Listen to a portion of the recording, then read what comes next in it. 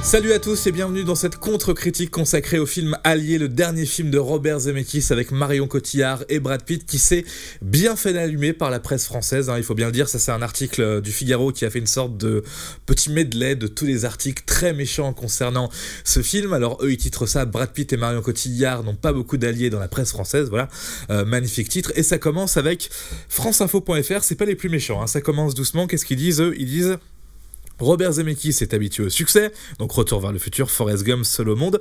Est-ce qu'il se serait pas égaré avec Allié? Pourtant, le film avait tout pour réussir. Un réalisateur oscarisé, le long métrage s'annonçait comme un gage de qualité, mais tout sonne faux dans ce mélo historique qui commence en 1942, dans un Casablanca en carton-pâte, en pleine occupation allemande. Je suis à peu près d'accord avec eux sur Casablanca, c'est vrai que les décors sont pas ouf. Le film est en partie tourné au Maroc, mais c'est plus pour les scènes de désert, et je pense que les parties extérieures de Casablanca, c'est fait en studio aux États-Unis. Mais bon, ça reste un détail, on va vite quitter Casablanca. Il y a des costumes aussi au début du film qui sont un peu très clichés, donc on n'y croit pas trop. L'erreur qu'ils font franceinfo.fr là, c'est de résumer Robert Zemeckis à Retour vers le futur, Seul au monde et Forrest Gump. Ça, c'est un peu, voilà, les trois gros chefs-d'œuvre, même s'il en a fait plus que ça, des chefs-d'œuvre Robert Zemeckis. Si on le résume à ça, forcément, c'est qu'on connaît pas bien sa carrière.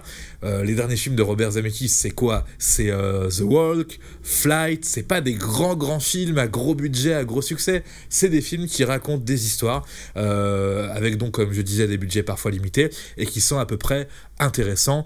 Et il faut connaître aussi Robert Zemeckis pour ça. Non, Robert Zemeckis, c'est pas que des grands films dans les années 90 qui mettent tout le monde d'accord. Ceux qui sont un petit peu plus méchants après, c'est Le Monde. Là, ils sont très méchants. Donc au Monde, on insiste sur l'obsession du réalisateur pour les images de synthèse. Comme d'autres en leur temps ont cherché la pierre philosophale, ce savant fou de l'image, donc Robert Zemeckis, n'a pas cessé d'œuvrer dans la recherche des images de synthèse, c'est ce qu'ils veulent dire. Le film se résume alors à une relecture de Casablanca de 1942, sous forme d'un film d'aventure aux allures de cartoon. Allié procède directement dans ce même fantasme avec un tourbillon d'images numériques où l'artifice règne en maître. Alors là, c'est vraiment du grand n'importe quoi ce que disent Le Monde, là, pour le coup. Déjà, il y a un truc dedans, c'est quand ils comparent, ils disent c'est un film aux allures de cartoon. Là, c'est forcément une référence à Qui veut la peau de Roger Rabbit, où Robert Zemeckis mélange les cartoons et les prises de vue réelles. Alors, ok, ça fait un peu synthétique, mais le film est un grand classique et le film est formidable. Ils font une autre erreur, dire que c'est un film d'aventure, c'est pas vraiment un film d'aventure. J'y reviendrai après, et surtout ils font une fixation sur l'image numérique. Par exemple, dans le film, à un moment il y a un crash d'avion. On va pas crasher un vrai avion, surtout que c'est un film à 80 millions de dollars, ce qui est pas un budget énorme pour ce genre de film. En plus, faut payer Brad Pitt et Marion Cotillard, donc oui, c'est plus simple de faire un crash d'avion sous forme d'image de synthèse. Qu'est-ce que ça peut foutre? Les images de synthèse sont à peu près correctes en plus, on est en 2016, on sait faire. Il y a une autre scène où vous avez, on est allé dans la banlieue de Londres, on est dans la vraie banlieue de Londres, me semble-t-il pour le coup, et puis au loin dans le ciel, il y a un bombardement sur Londres avec des tirs de canon, des tirs de DCA, je crois qu'on dit ça comme ça. On n'allait pas tirer des vrais missiles et faire passer des vrais avions. Bien sûr que c'est rajouter tout ça au numérique, mais c'est tellement loin qu'il faudrait faire une expertise très poussée pour savoir si c'est du numérique ou pas. Donc là, ils font une énorme fixation là-dessus. Si on revient sur le film par exemple The Walk, qui est de Robert Zemeckis, j'en parlais tout à l'heure, ça raconte l'histoire d'un mec qui tire un câble entre les deux tours du World Trade Center et qui marche, qui fait le funambule dessus. Ça a été tourné évidemment quand le World Trade Center n'existait plus.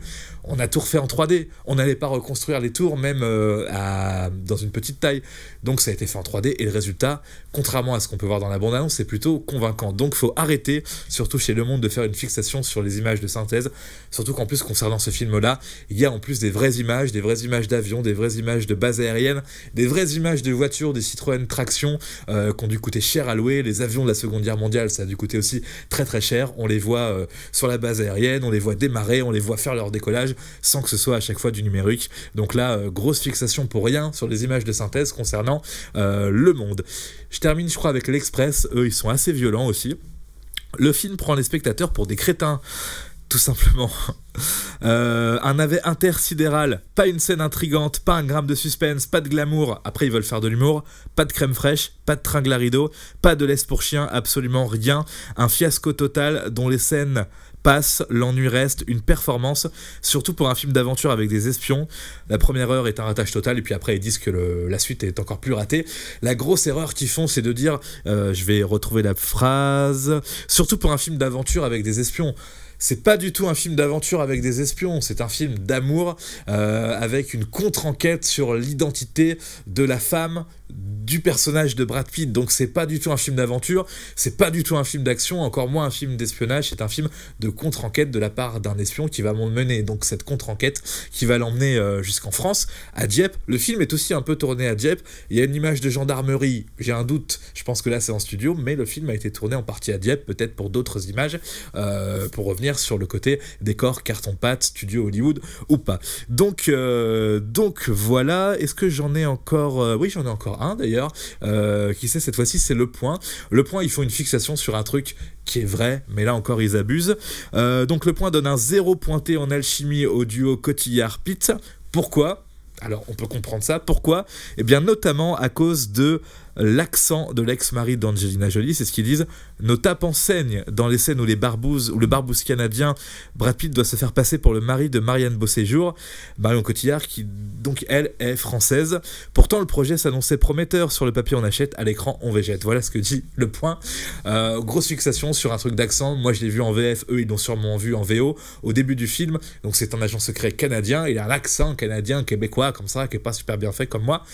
Mais il cherche à le gommer de toute façon, donc au début, de toute façon il parle même pas au français, donc on s'en fout de son accent, c'est sûr qu'il se ferait griller s'il leur parlait, mais au début il leur parle pas, il fait un peu semblant d'être muet, et puis après de toute façon l'accent, on quitte Casablanca, occupé par les Français et les Allemands, et on va à Londres, donc il n'y a plus d'accent après, fixation sur un accent qui est un peu choquant au début, pour rien. Voilà, pour cette petite contre-critique. Si vous aimez les œuvres de Robert Zemeckis, genre Flight c'est un film... d'aviation même pourrait-on dire, c'est une catastrophe aérienne avec une contre-enquête sur ce qui s'est passé aussi, le mot contre-enquête est important. Là aussi il y a plein d'images de synthèse, évidemment on va pas cracher des avions pour de vrai. The Walk, on va pas reconstruire des tours du World Trade Center, l'image de synthèse, ok c'est chiant parfois quand il y en a trop, ok c'est chiant quand il y en a un petit peu, mais bon, on est obligé parfois, surtout pour ce genre de film. Donc moi je continue à dire que, allez, c'est quand même à peu près sympa ce film Allié de Robert Zemeckis avec Brad Pitt et puis Marion Cotillard.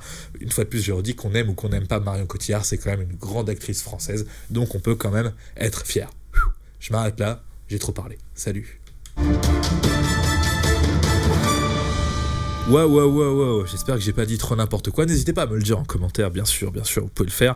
Vous abonner, vous désabonner, cliquer sur une autre vidéo. Tout est possible, voilà. Allez, je vais me reposer un peu parce que là, j'ai trop parlé.